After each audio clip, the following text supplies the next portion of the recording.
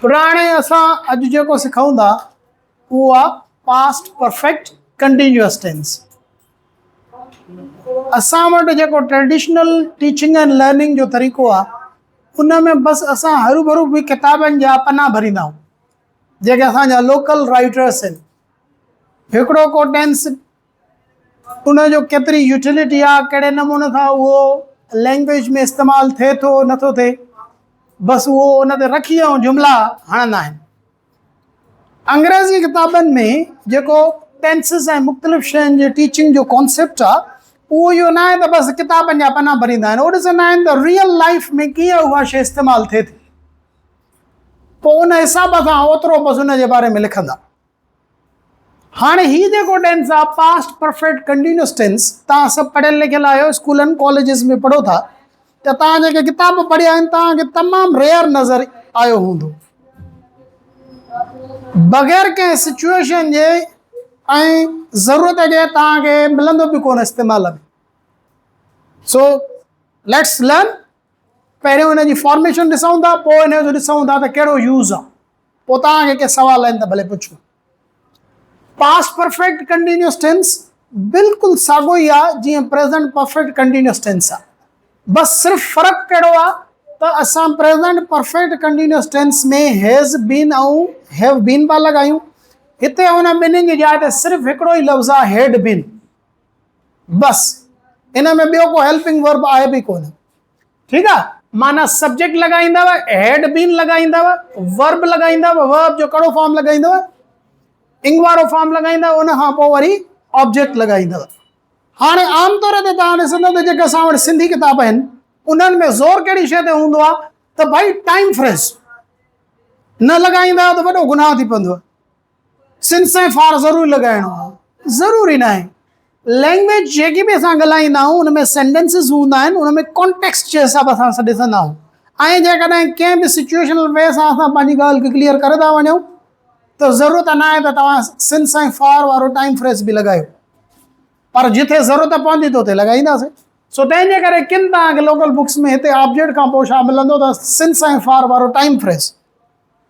मां डेलिबरेट न लिखियो आहे छो त असां ॾिसंदासीं त रियल उन जी यूटिलिटी कहिड़ी आहे, इन खां सवाइ जेकॾहिं असांजो उहो सेंस निकिरे थो त का ज़रूरत ई कोन्हे। सो ही बहरहाल हिन जी फॉर्मेशन आहे। पहिरियों मूं जुमिलो लिखियो आहे he had been sleeping all day, हू सॼो ॾींहुं सुम्हियो पियो हुयो।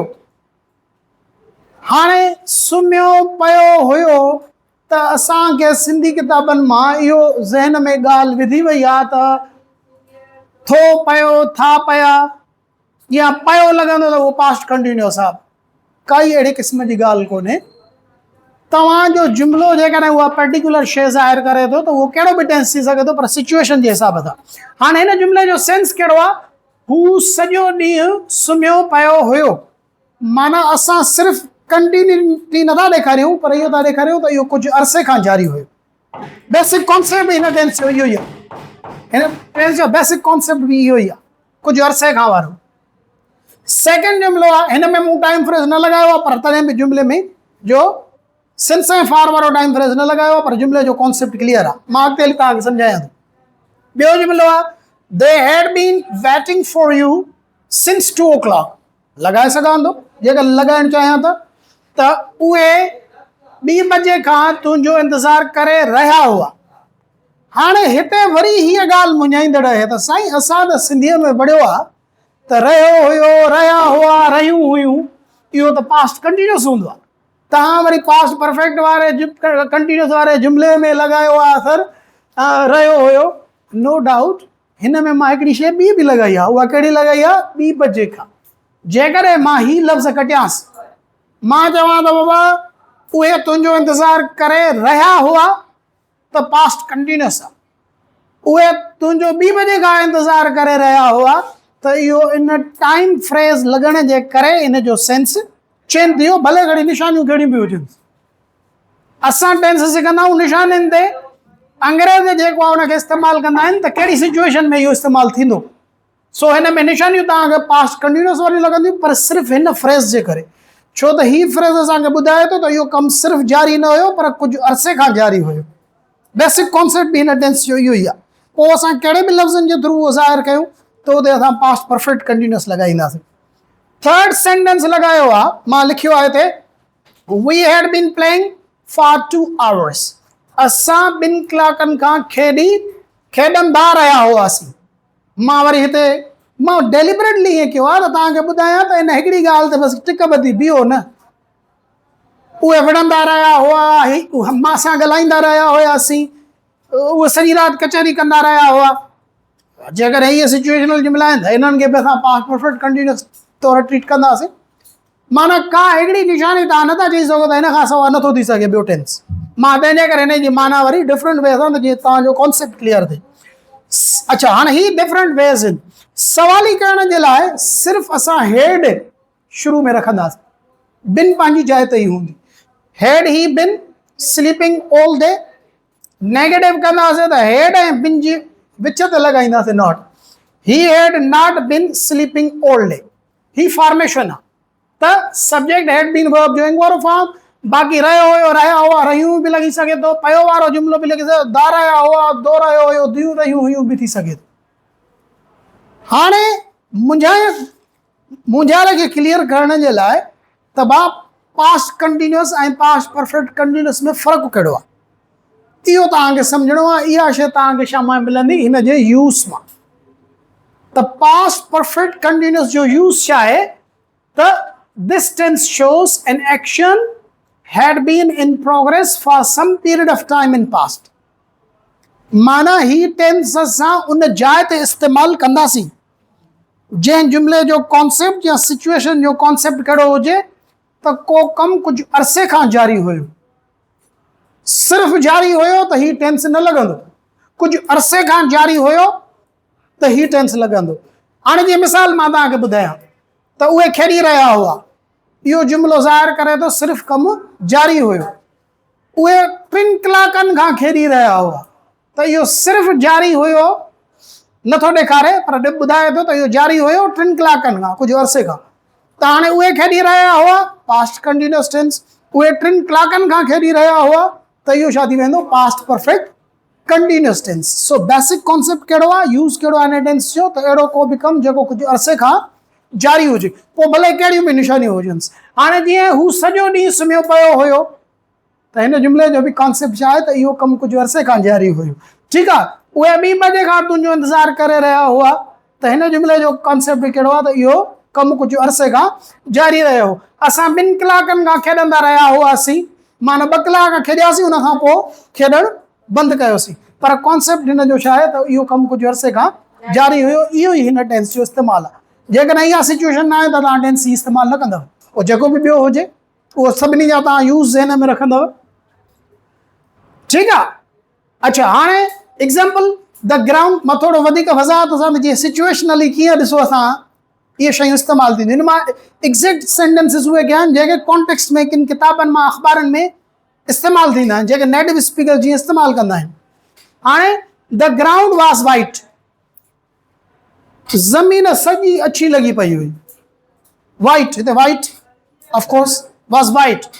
वेन वी रीच देयर, जॾहिं असां हुते पहुतासीं त ज़मीन अछी लॻी पई हुई। ठीकु आहे, इहा सिचुएशन आहे। इट हैड बीन स्नोइंग, छाकाणि त बर्फ़बारी थींदी रही हुई। असां पहुतासीं, ज़मीन अछी हुई। छो अची हुई? जो बर्फ़बारी थींदी रही, माना काफ़ी अरसो इहा जारी रही, कुझु टाइम इहा जारी रही, पर जॾहिं असां पहुतासीं उन वक़्तु बर्फ़बारी न पई थिए, सिर्फ़ु छा ॾिठोसीं त ज़मीन अछी लॻी पई हुई, पर बर्फ़बारी कुझु टाइम हली हूंदी। त बर्फ़बारी कुझु टाइम हली हूंदी, इहो कॉन्सेप्ट हुयो, तंहिंजे करे मूं हिन जुमिले में छा लॻायो, इट हैड बीन स्नोइंग। हा, बाक़ी तव्हां हिन में टाइम फ्रेज़ लॻायो, since night, for 2 hours, for 3 hours, त लॻाए सघो था। मां तंहिंजे करे हिनखे ब्रैकेट में रखियो आहे। त जेकॾहिं लॻाइणु चाहियो त भले लॻायो, जेकॾहिं न लॻाइणु चाहियो त का इहो कंपलसरी न आहे। हलूं हेॾे सेंटेंस ते, सिचुएशन मां हिनखे सम्झूं। After the match I had a sore throat. Match खां पोइ सफ़ा मुंहिंजो गलो ॾुखे पियो, गले में सूर हुयो मैच खां पोइ। छो ईअं हुयो? Because I had been shouting. Match में माण्हू शाउटिंग कंदो आहे न। हाणे मैच जेसिताईं हले पई पए, मां शाउटिंग कई, त माना इहो मुंहिंजो शाउटिंग वारो अमल कुझु अरसो जारी रहियो, तेसीं ताईं जारी रहियो जेसि ताईं मैच ख़तम थी। ठीकु आहे, त हाणे हुनजो इफेक्ट कहिड़ो आहे त मुंहिंजे गले में सूर आहे, आई हैव सो थ्रोट। ऐं मां हिते टेंस कहिड़ो प्रिफर कयो, पास्ट परफेक्ट कंटिन्यूअस, छो हिन जुमिले जो कॉन्सेप्ट छा आहे त इहो कमु सिर्फ़ु जारी न हुयो पर कुझु अरसे खां जारी हुयो, त इन करे मां हिन जुमिले में छा इस्तेमालु कयुमि, past perfect tense, past perfect continuous tense. उन खां पोइ जेकॾहिं तव्हां पास्ट में अहिड़ो सवाल था पुछो जंहिंजी शुरूआत में अचे थो फ्रेज़ हाउ लॉन्ग, हाउ लॉन्ग जी माना आहे कॾहिं खां, कॾहिं खां। जेकॾहिं माज़ीअ में अहिड़ो को सवाल था पुछो जंहिंजी शुरूआत में तव्हांखे लॻाइणो थो पवे हाउ लॉन्ग माना कॾहिं खां, त तव्हांखे इमीडिएटली ज़हन में अचणु घुरिजे त सर असांखे ॿुधायो त इन खां पोइ कहिड़ो टेंस लॻंदो आहे, past perfect continuous tense. Let us have a look at some of the examples. How long had you been waiting? तूं कॾहिं खां इंतज़ार करे रहियो हुई। हाणे ॾिसो हिन में बि कॉन्सेप्ट साॻियो अथव, माना जंहिं माण्हू इंतज़ार कयो हूंदो आहे असां पुछूंसि था त उहो सिर्फ़ु त इंतज़ार करे न रहियो न, माना कुझु अरसे खां करे रहियो हुयो न। बेसिक कॉन्सेप्ट इहो आहे, पर शयुनि खे सिंपल करण जे लाइ असां इहे फ्रेज़िस ऐं उहो लिखंदा आहियूं त जीअं तव्हांजो कॉन्सेप्ट क्लियर थिए। माना तूं कॾहिं खां इंतज़ार करे रहियो हुई। हाणे ईअं न त साईं दोहरायो ऐं न लॻायो त हाणे बाबा इहो जुमिलो इहो टेंस ई न थियो हिन जो, ईअं कोन्हे। सेंस हिन जुमिले जो साॻियो आहे त इहो कुझु अरसे खां जारी हुयो। Number 2, how long had they been sleeping? उहे कॾहिं खां सुम्हिया पिया हुआ। माना हिकिड़ो माण्हू वियो वञी ॿियनि खे उथारियईं त भाउ मां उथारियो मान, हा भाउ उथारियो सही, पर कॾहिं खां सुम्हिया पिया? माना जेतिरो टाइम सुम्हिया पिया हुया, that is the work had been in progress for some period of time. इते कॉन्सेप्ट इहो अची वियो त मां हुन सुम्हण वारे जुमिले में कहिड़ो टेंस लॻायो, पास्ट परफेक्ट कंटिन्यूअस, पर सवाल पुछल आहे हाउ लॉन्ग सां, त ॿी पॉइंट इहा आहे हिनखे सम्झण जी त जंहिं बि जुमिले में हाउ लॉन्ग सां असां सवाल पुछंदासीं त हुन में पास्ट परफेक्ट कंटिन्यूअस लॻंदो। वधीक तव्हांखे जेकॾहिं न आहे